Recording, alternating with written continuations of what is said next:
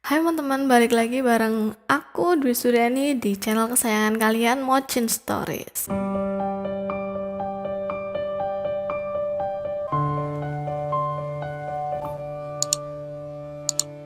Oke, kali ini aku bakal bacain sebuah cerpen lagi, tetapi sekali ini aku pakai POV laki-laki. Dan laki-laki di sini sengaja enggak aku sebutin namanya siapa. Mungkin mereka bilang ini adalah sebuah kisah nyata dari diriku sendiri.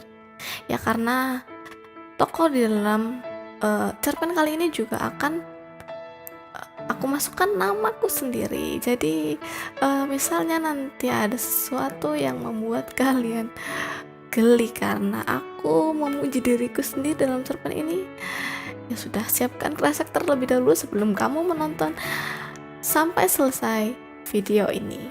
Judul cerpen yang akan aku bawain kali ini yaitu Cinta Butuh Kesabaran. Cerpen tersebut udah dimuat dalam sebuah buku yang temanya cinta dalam diam dan judulnya Cinta Tak Perlu Bicara. Aku pernah merasakan cinta. Cinta yang begitu dalam dan tak pernah ada habisnya pada gadis yang selalu mampu membuatku tersipu oleh tingkahnya. Wajah sederhana tanpa pulasan make up, bahkan bedak pun tidak. Suaranya lantang, mengalahkan pengeras suara masjid di dekat rumahku. Tak heran jika dia seringkali menjadi komandan upacara di sekolah. Aku pernah terpaku saat berhadapan dengannya ketika gadis itu menjadi komandan upacara dan aku jadi pembina upacaranya. Dia adalah muridku di sekolah menengah pertama. Dia kelas 9 saat ini. Pak, mau tanya, kalau perempuan haid pertama itu minimal berapa tahun? Tanyanya suatu ketika saat aku mengajar di kelasnya 2 tahun yang lalu, waktu ia masih kelas 7. Biasanya sih tergantung kesuburan ya, ada yang 10 tahun sudah mengalami haid, ada juga yang 17 tahun baru mengalami haid atau menstruasi yang pertamanya. Jelasku waktu itu. Dia tersenyum lalu mengangguk. Sial. Gigi gingsulnya dan lesung pipit itu langsung menyita perhatianku. Dia manis. Namanya Dwi Suryani. Si tomboy yang selalu saja ada tingkah laku anehnya. Pernah suatu ketika, saat aku baru selesai mengajar di kelasnya, tiba-tiba salah satu siswi temannya itu berkata seperti ini. Pak, Dwi itu ngefans loh sama Pak Guru. Aku tertegun. Sempat terpaku beberapa detik, kemudian tersadar. Aku pun bertanya kepada gadis tomboy yang rambutnya selalu diikat itu. Apa itu benar, Dwi? Lagi-lagi dia tersenyum dan mengangguk hingga gigi gingsulnya kelihatan. Manis. Entah apa yang merasukiku. Senyum itu terngiang terus hingga beberapa hari dalam ingatan dan membuatku tersenyum juga saat mengingat hal itu. Saat itu, aku tak menanggapi, tetapi darah ini berdesir kencang. Jantung pun berdetak cepat bak genderang perang. Mungkin itulah pertama kalinya aku jatuh cinta. Aneh. Untuk lelaki berusia 30 tahun sepertiku, seharusnya sudah berkali-kali jatuh cinta. Nyatanya tidak. Dialah satu-satunya yang mampu menggetarkan hatiku. Selain Al-Quran. Sungguh, saat itu aku ingin mengungkapkan isi hatiku padanya.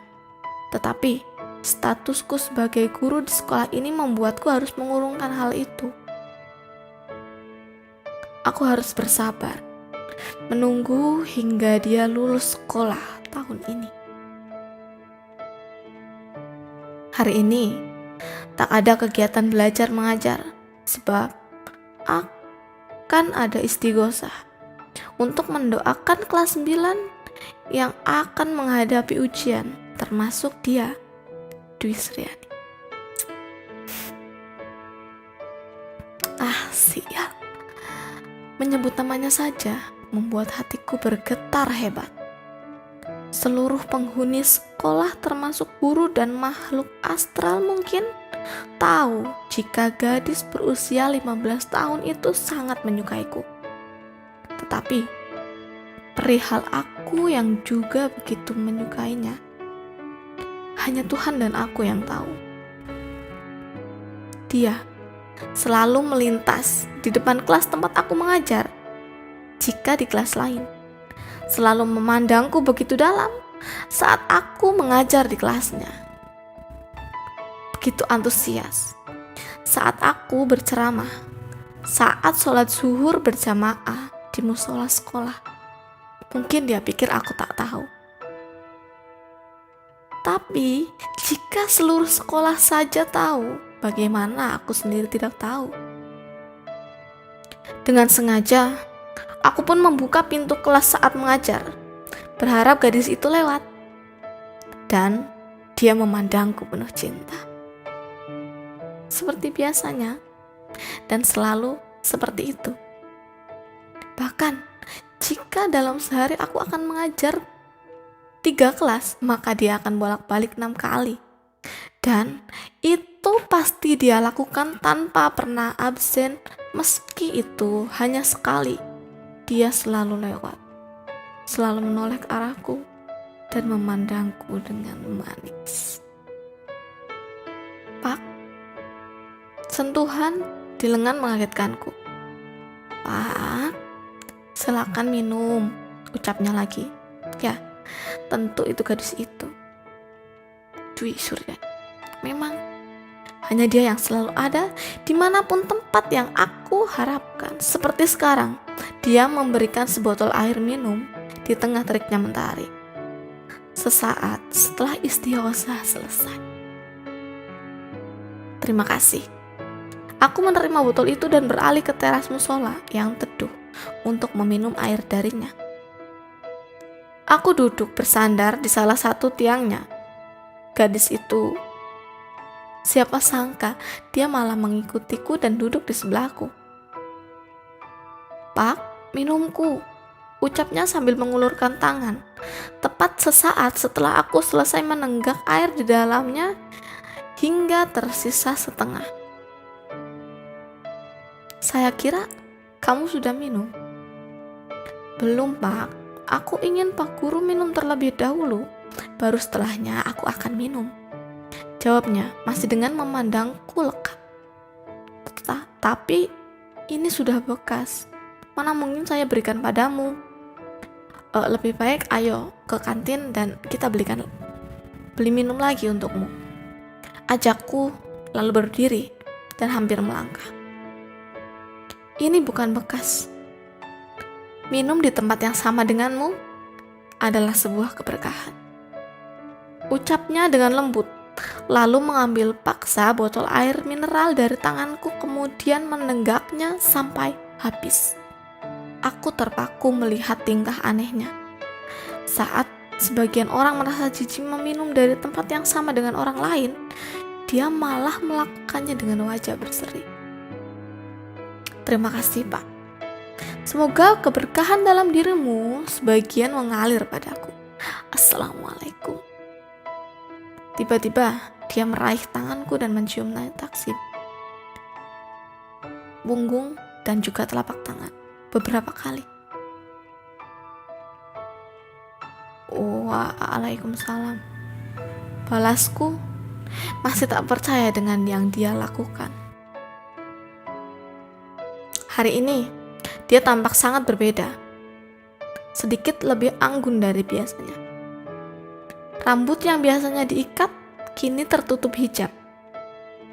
Seragam pendek dan rok selutut kini berganti dengan kaos panjang dan rok panjang.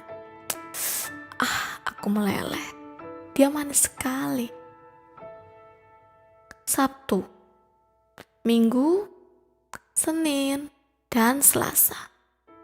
4 hari sudah. Aku tidak bertemu dengannya. Meskipun memang saat bertemu pun kami tidak saling bicara, hanya saling menyapa saat berpapasan di depan kelas.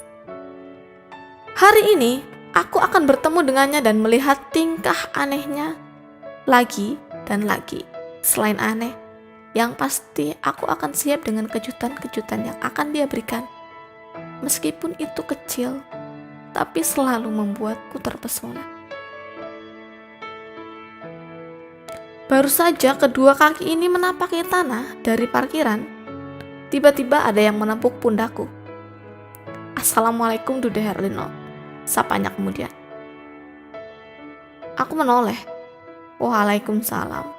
Dude Herlino, mana?" tanyaku kebingungan. Guru yang memanggilku tadi bukannya menjelaskan, malah berlalu tanpa secuil pun ucapan sebagai pereda kebingunganku.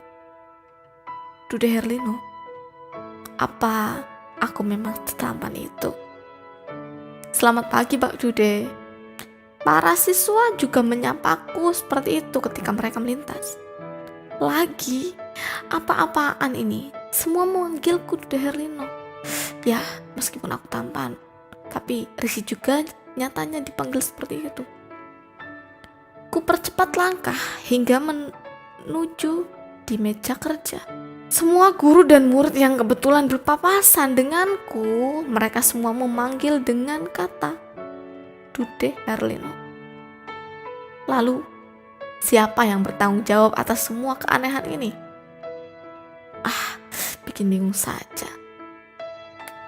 Apa mungkin dia? Pak, apa Anda tahu kenapa semua orang memanggilku Dude Herlino? Tanyaku kepada Pak Suryono yang ada di sampingku.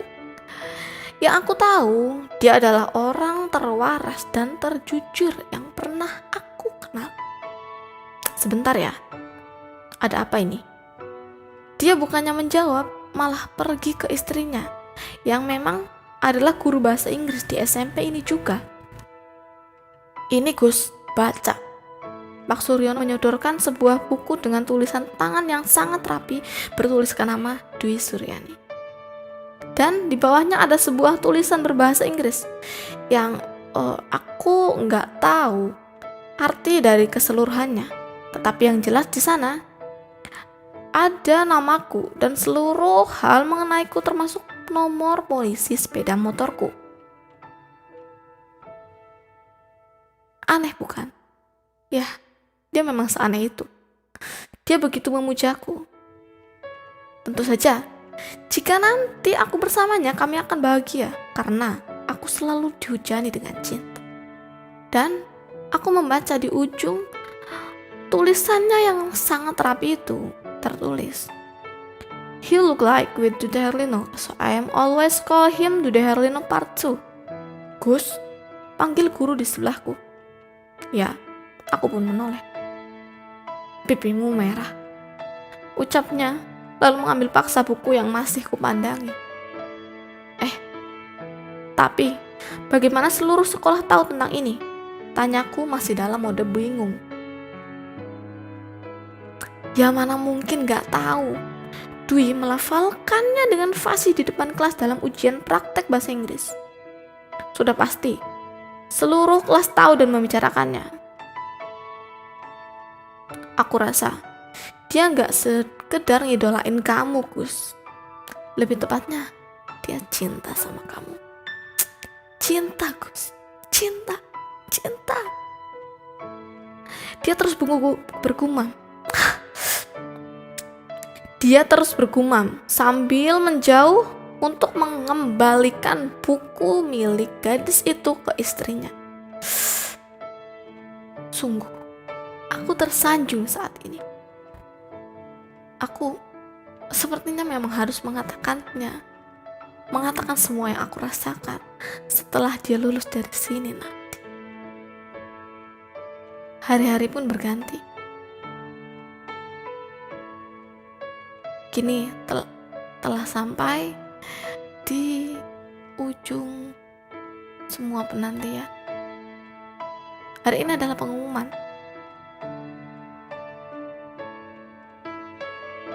Pengumuman kelulusan para siswa kelas 9. Keren.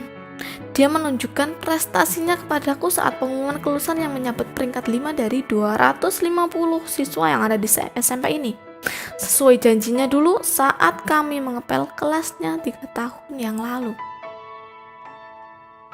Pak, dia memanggilku sambil terus menggosok lantai dengan alat pel yang dia pegang. Ada apa? Aku pun membantunya dengan menyiramkan beberapa gayung air ke lantai.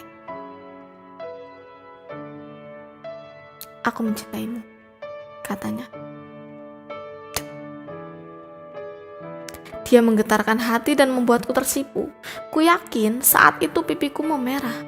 Akan tetapi, walaupun sangat mencintainya, aku tidak akan berpacaran dengan muridku sendiri. Dan melanggar kode etik, lalu kami akan dikeluarkan dari sekolah. Itu suatu hal yang mustahil. Akhirnya, aku pun memintanya agar sekolah dan berprestasi terlebih dahulu, baru memikirkan cinta di lain waktu. 3 tahun bukan waktu yang sebentar untuk menunggu. Setelah selama itu menunggu, kini tibalah aku mengungkapkan sebuah rasa padanya. Selamat ya Wi, ucapku sambil memberikan setangkai bunga. Terima kasih. Dia begitu terkejut, pipinya yang merona menambah manis sama lesung bibirnya. Kamu mau lanjut sekolah di mana? Tanyaku lalu duduk di perpustakaan. Dia pun mengikuti. Di MA Nurul Huda. Pak Guru ngajar di sana juga kan? Hah? Apa dia bilang? Melanjutkan di MA Nurul Huda. Kalau gitu, aku harus nunggu 3 tahun lagi. Astaga. Auto lemes.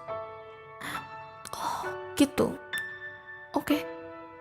Saya tunggu Senin depan ya. Assalamualaikum. Ucapku sambil terus berlalu, sambil memaksa tersenyum.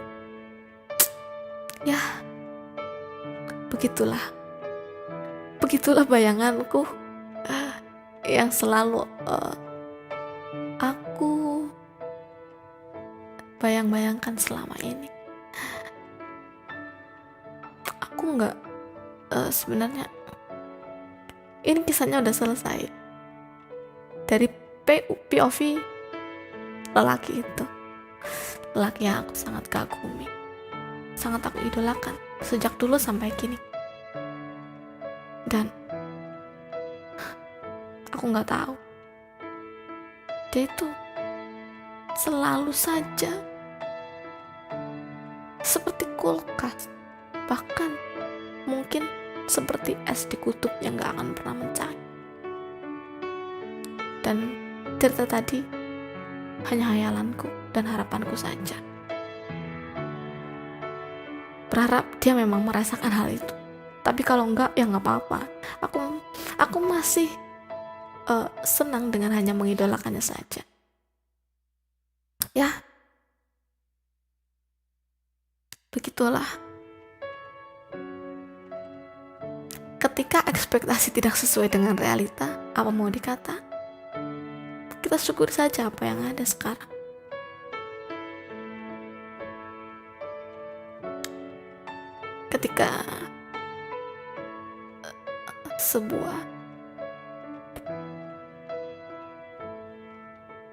Ketika cinta dalam diam itu mencintai tanpa mengungkapkan, tanpa perlu bicara, atau terkadang hanya menyebut namanya dalam setiap doa-doa.